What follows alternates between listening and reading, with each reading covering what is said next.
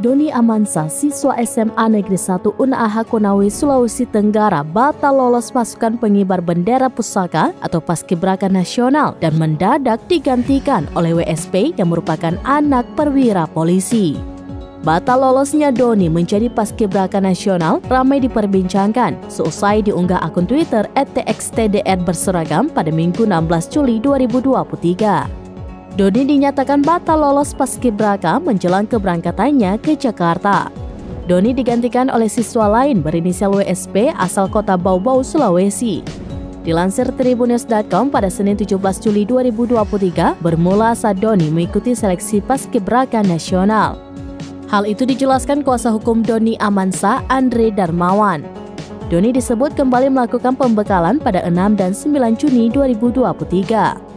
Pembekalan berisi seleksi tes peraturan baris berbaris dan tes speaking mengenai Sulawesi Tenggara. Namun setelah pembekalan tersebut, secara tiba-tiba Doni dikeluarkan dari grup WhatsApp.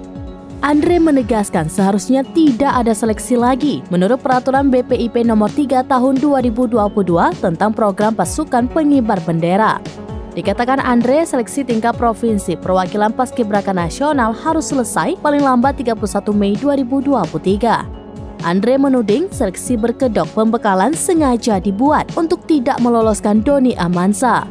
Pembekalan pun dianggap menyalahi aturan yang telah ditetapkan Badan Pembinaan Ideologi Pancasila atau BPIP.